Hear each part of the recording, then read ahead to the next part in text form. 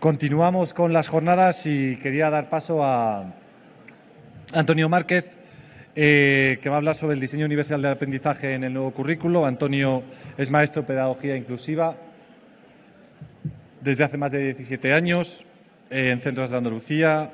Coordina el proyecto de elaboración de recursos educativos abiertos con la propia consejería y actualmente dirige el proyecto de Aula Desigual, que está dedicado a la formación a docentes e instituciones en materia de inclusión y pedagogía. Antonio, cuando puedas.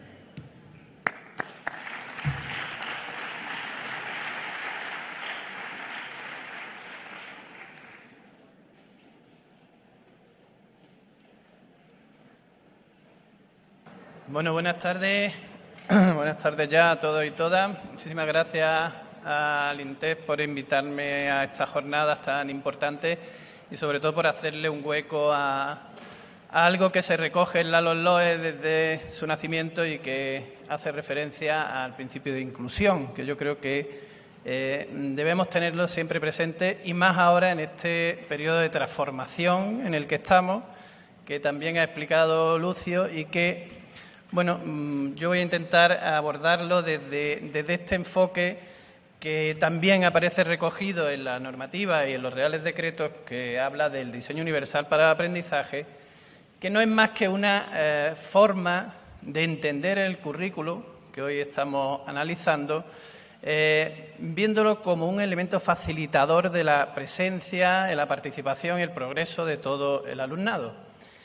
Y yo creo que el diseño del currículum nos va a favorecer, en cierta medida, que esto sea, al menos, si no una realidad, un proceso en el que empecemos a diseñar pensando en que las barreras existen en nuestros diseños didácticos y que tenemos que minimizarlas, ¿no? Y aquí es donde entra un poco el diseño universal para el aprendizaje. Yo en lo que voy a contaros hoy no voy a profundizar mucho en qué es diseño universal para el aprendizaje, sino más bien en cómo se refleja y qué oportunidades ofrece este currículum, mirándolo desde esta mirada de la eliminación de barreras, ¿no? Entonces, el diseño universal para el aprendizaje lo define el CAS como un enfoque basado en la investigación para el diseño del currículo. Fijaros cómo conecta desde el principio la propia definición de DUA en el elemento clave e importante que es cuando estamos diseñando a través del currículo. Y por eso no podemos hablar de DUA como metodología, sino como una visión de conjunto de todo lo que significa e implica currículum, todos sus elementos curriculares. Y todo ello para permitir que todas las personas puedan desarrollarse, como decía Lucio, de una forma integral, ¿no? Todos y cada uno de los alumnos y alumnas que tenemos en un sistema educativo heterogéneo. Así, el diseño universal para el aprendizaje nos dice que el currículo se crea siguiendo el marco del DUA y que es diseñado desde el principio para atender las necesidades de todos los estudiantes. Es decir, esta nueva mirada implica que cuando nosotros docentes, estemos trabajando, diseñando todas nuestras unidades de programación, todas nuestras situaciones de aprendizaje, justo en ese momento es cuando tenemos que tener presente lo que nos trata de transmitir este diseño universal para el aprendizaje, haciendo diseños flexibles, es decir, diseños donde puedan entrar todos los alumnos y alumnas y que sean además personalizables con diferentes opciones. Bueno, yo hoy lo que voy a intentar es analizar cómo el currículum hace que esto ocurra, ¿no? Os he puesto aquí en pequeñito los 3 principios del diseño universal para el aprendizaje, que el primero, como sabéis, nos habla del compromiso que debemos generar en el alumnado para que se mantenga esforzado, comprometido, tenga interés en la tarea y sobre todo pueda autorregularse cuando está trabajando y facilitemos opciones para hacer esto y que se representa con ese color verde que veremos después a continuación.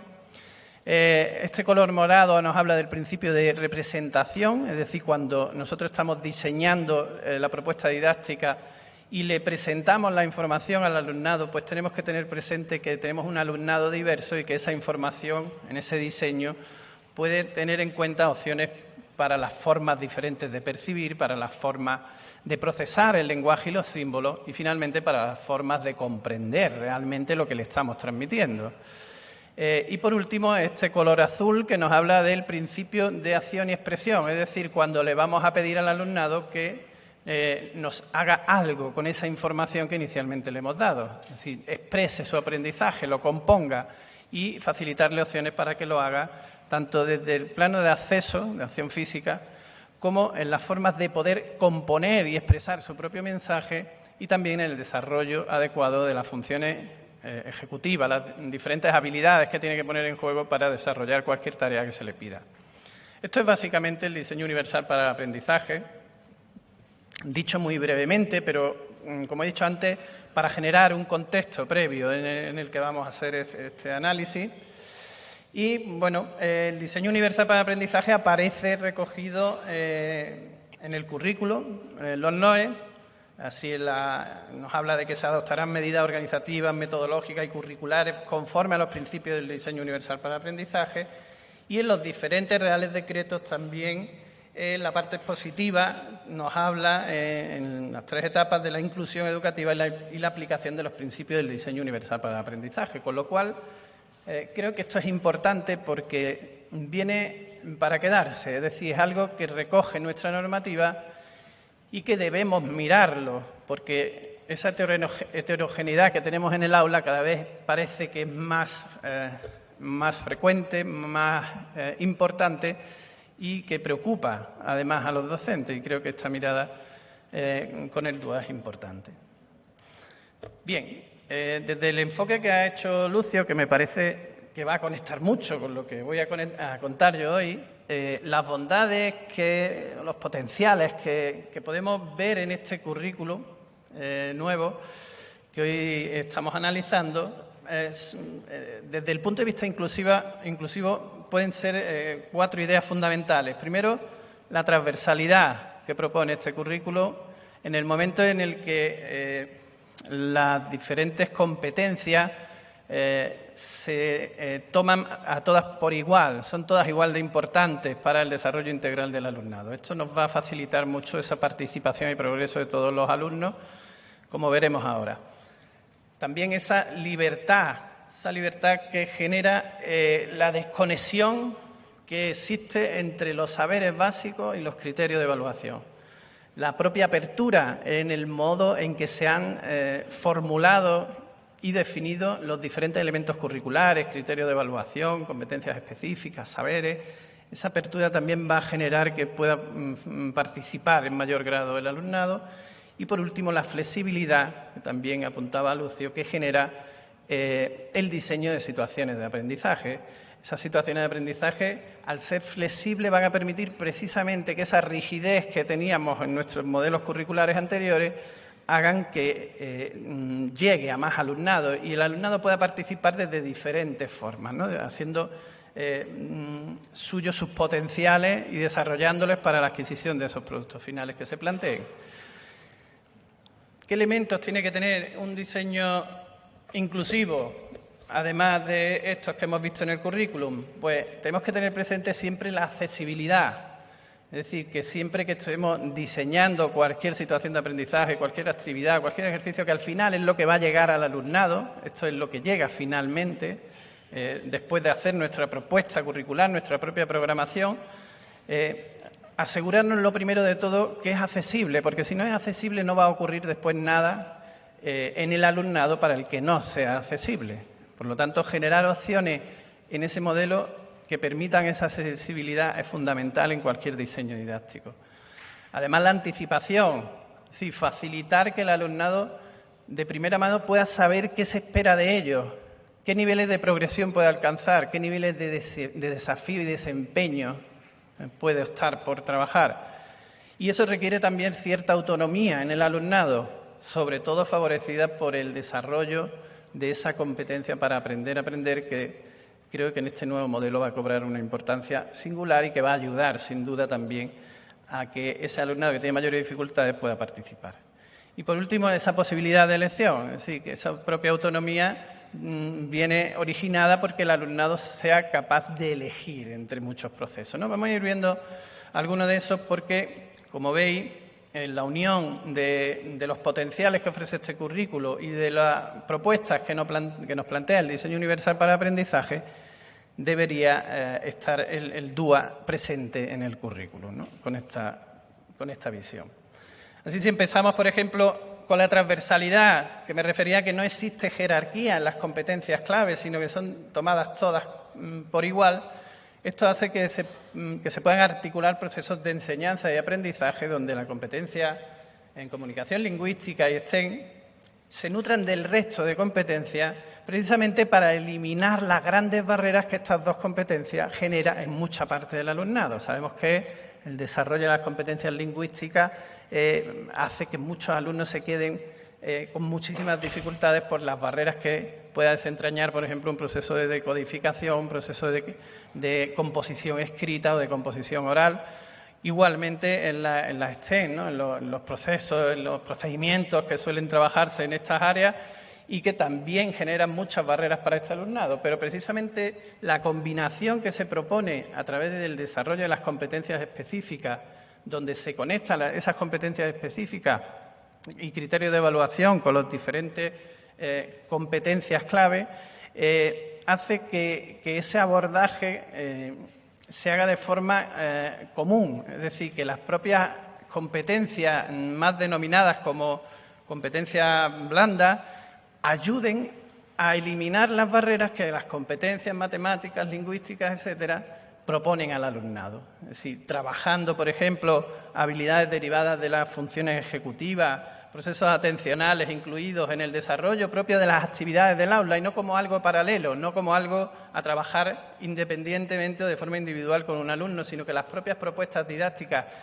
ya te proponen que trabajando un criterio de evaluación concreto de un área debes trabajar también la competencia para aprender a aprender y, por tanto, por ejemplo, como digo, el desarrollo de algunas funciones ejecutivas que ayuden a minimizar esas barreras, pues evidentemente creo que es un logro para la participación del alumnado y porque, desde mi punto de vista, la competencia para aprender a aprender ha sido una de las grandes olvidadas en nuestras aulas, ¿no? Y que en algunos casos, algunos alumnos estas competencias las adquieren de manera natural y les ayudan a solventar las barreras que existan en los diseños didácticos, pero ese alumnado que no las adquieren de forma tan natural deben estar planificadas de forma explícita en las actividades de ejercicio, en nuestros diseños didácticos, para que ese alumnado pueda adquirirlas y aplicarlas en las propias actividades que se le están proponiendo desde las áreas.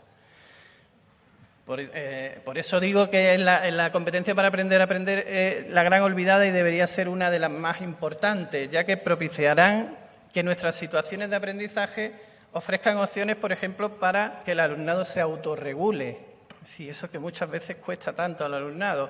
Si lo hacemos desde el propio proceso de actividades de la situación de aprendizaje, en un contexto concreto, el alumnado va a tener opciones para poder hacerlo y de esta forma también controlarse y poder participar de forma adecuada en el aprendizaje.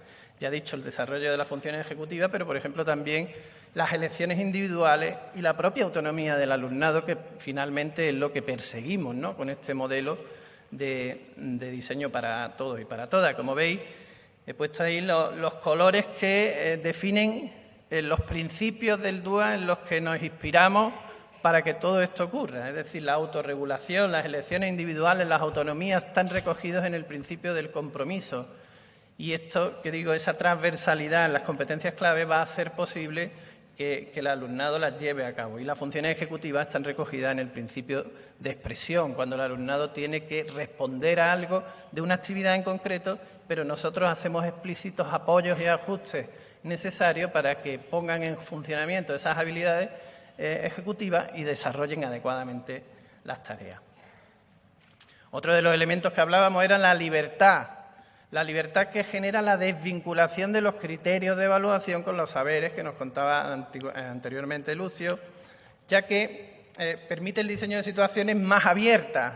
Es decir, el que yo diseñe pensando en criterios de evaluación me va a generar una apertura mucho mayor a la hora de, por ejemplo, plantear situaciones de aprendizaje concretas donde el alumnado tenga que experimentar, tenga que trabajar, vivenciar y alcanzar aquello que propone el criterio como base de adquisición de la competencia específica.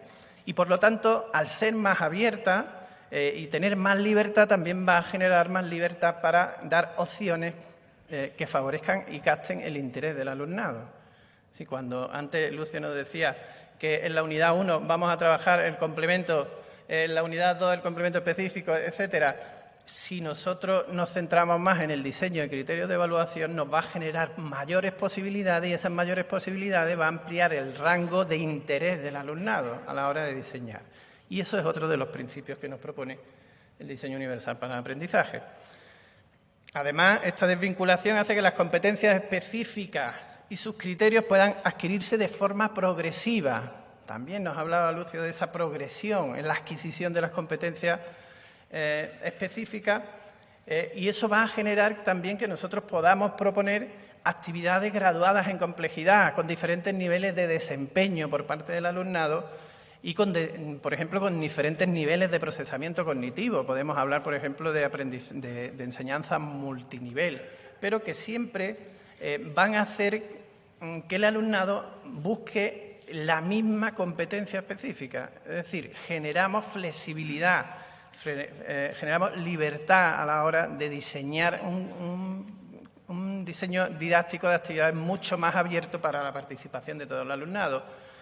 Y además, de esta forma,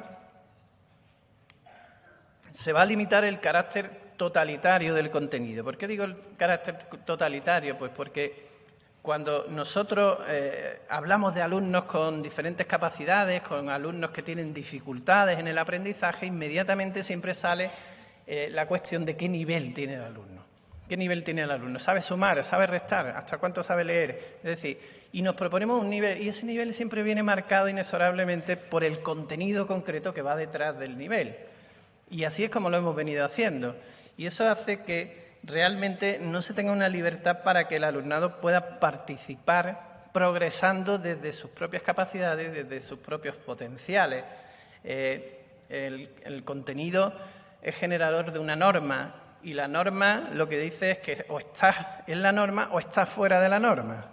Por lo tanto, el hecho de que se haya desvinculado los criterios claramente de los saberes y los saberes simplemente sean una herramienta que el docente tenga que elegir, va a hacer que empecemos a desvincularnos tanto de la norma y cogernos más al que está en el centro, a esa progresión en la adquisición de la competencia específica a través de diferentes niveles de adquisición, ¿no?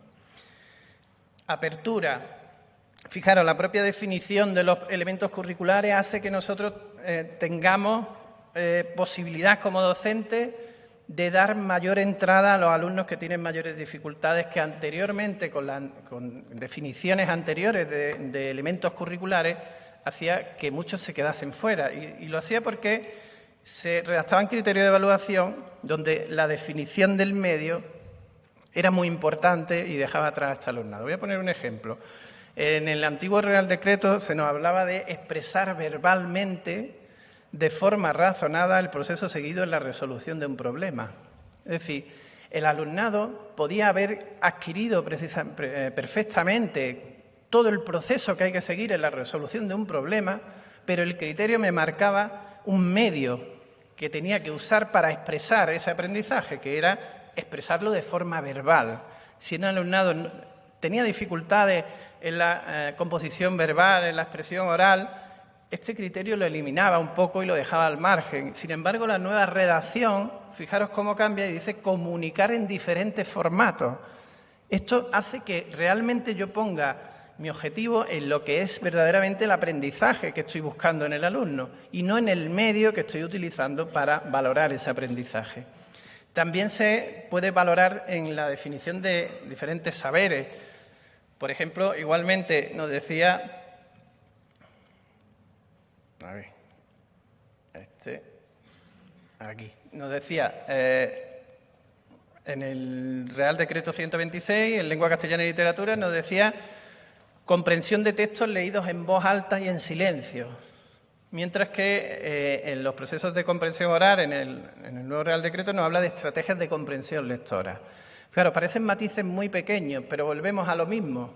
Otra vez, esa amplitud en la definición propia que entraña el propio criterio hace que los docentes, las docentes, cuando estamos evaluando, tengamos muchas dificultades o muchas dudas para saber si este criterio lo tengo que marcar o este contenido lo tengo que marcar como alcanzado o no alcanzado, porque no ha sido capaz de leer en voz alta o en silencio. Entonces, esto se recoge en muchos nuevos formatos.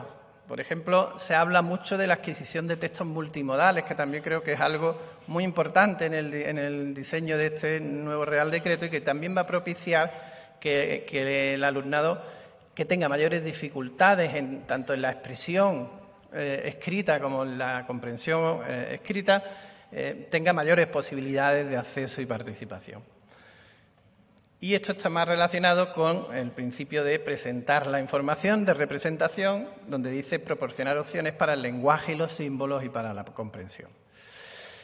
Y ya voy a terminar con la flexibilidad de la que hablaba, la flexibilidad que se recoge y está presente en la elaboración de situaciones de aprendizaje, que nos acaba de comentar también Lucio, y que, por ejemplo, se manifiesta cuando las situaciones de aprendizaje van a dar la posibilidad de que estén ajustadas a los diferentes intereses del alumnado.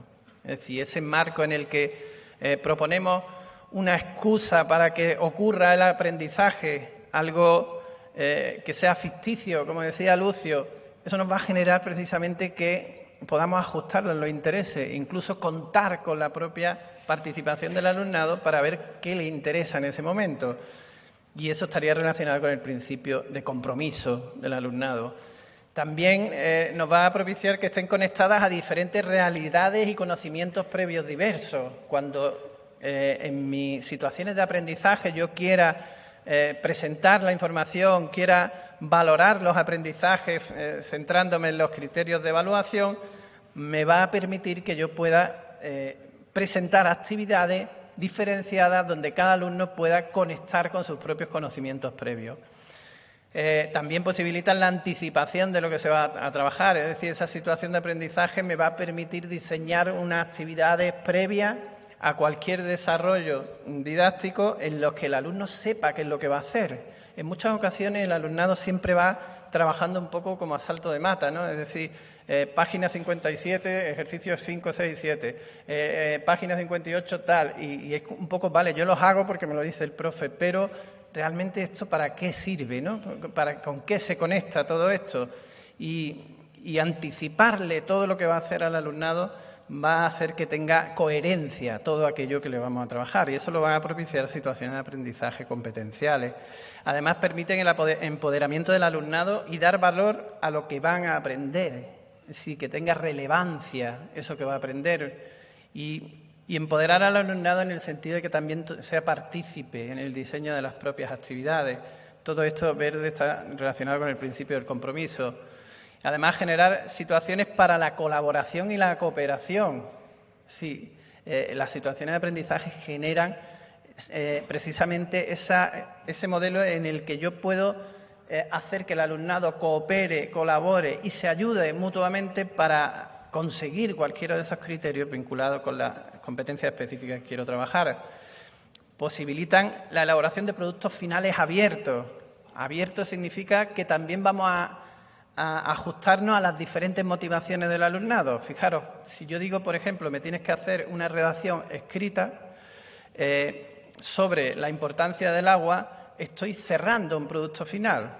Si me digo, vamos a hacer una campaña de sensibilización sobre el uso del agua, presentármela en diferentes formatos, pues el alumnado va a ser capaz de encontrar su propia motivación, sus propios potenciales, desarrollo de la autonomía y ajustarse también a la diversidad que tenemos en el aula y a las formas diferentes de expresarse.